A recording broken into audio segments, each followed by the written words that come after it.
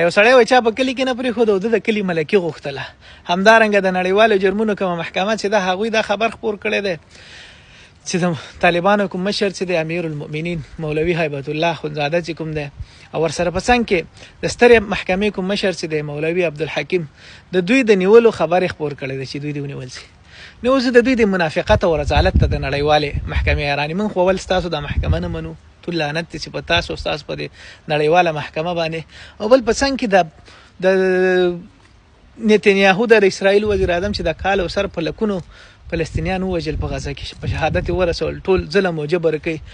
ټرمپ او د ټرمپ نه مخکې بایډن نو د بایډن نه مخکې ورور ګل اوباما او د اوباما نه مخکې بوش او د بوش نه مخکې داسې ورپسې جارج بوش او کلینټن او ترت او پرت دوی چې دا ظلمونه شروع کړي په دنیا کې چې کوم ځای کې غواړي او هلته ورور ګل دوی ورځي خلک وایي که ملک وایي که عراق دی او که سوریه دی او که افغانستان دی او که لیبیا دی او که سومالیه دی او که هر یو دی دا اوسنی ایران ورسره دوی چې په کوم ځای کې زړه وغواړي ورور ګل هلته درز او غرب کوي. ستاسو دغه غرقه محکمه چیرته ده؟ او بل دی ستاسو د خبر که صادر هم سي او هر څه هم سي عمل پې څوک کوي؟ هسې وروره ډوزې دي ډوزې نړیواله محکمه نه ده ډوزې دي ټول لعنت دي ستاسو په دې محکمه کې بیخي منو نه وروره ګوله.